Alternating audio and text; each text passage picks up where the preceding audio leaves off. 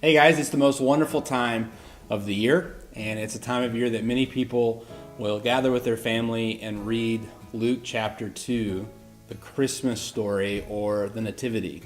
And we just wanted to take a second to help you see how that fits in the whole story of the Bible. Because while the Bible is a large, grand book, it tells one great story. And the Christmas story is the centerpiece of that large story.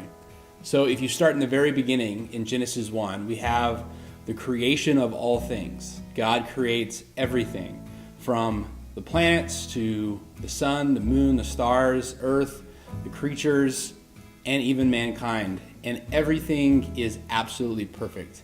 It's a paradise. And this is the beginning of the great story of Scripture. However, it wasn't long before man decided that he knew better than God and chose to define good and evil for himself and declared this great rebellion against God and eating from the tree.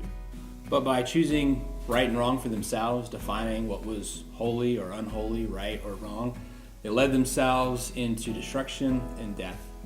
But in the very beginning, in Genesis 3:15, just a few pages into this great story of the Bible, God begins to promise a son who would be born to Eve, her descendant, who would come and crush the work of Satan, the serpent who had led them astray.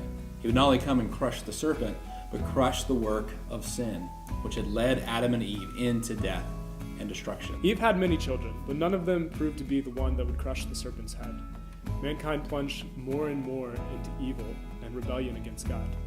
We grew more and more comfortable with the creation, but farther and farther away from our Creator.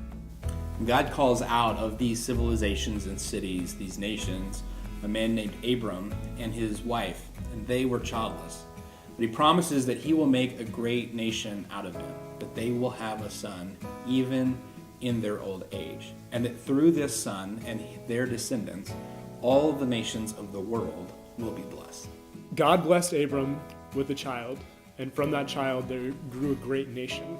And God blessed that nation and delivered them time and time again. But the nation of Israel wanted to be like all the other nations on earth. They desired a king. So God gives them what they desire. He gives them an earthly king. And David comes to power. And King David is far from perfect. The scripture says that he is a man after God's own heart. And he desires to honor God so much that he wants to build God a house of worship. God says, David, instead of you building me a house, I will make you a house, and I will promise you that your sons, your descendants, will rule on the throne of Israel forever.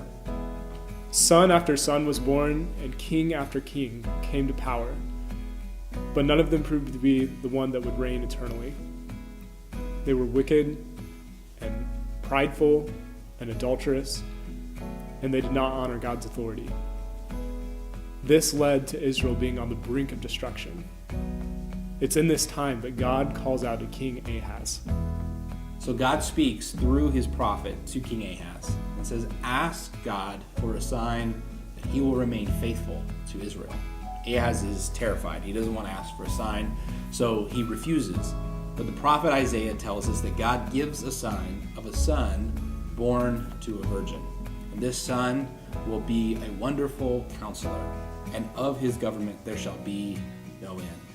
This prophecy is foretelling of Christ, who would be born to Mary and Joseph on that night in a stable and placed in a manger. This is the story that we read of in Luke chapter 2. And so when we read Luke chapter 2 of Jesus' arrival, we're seeing the arrival of this promised son who's been promised in Genesis to Adam and Eve, to Abraham, to David in the nation of Israel, again to King Ahaz through Isaiah. And throughout Scripture, God has been telling us this one story of the Son who will come to bring an end to the work of sin.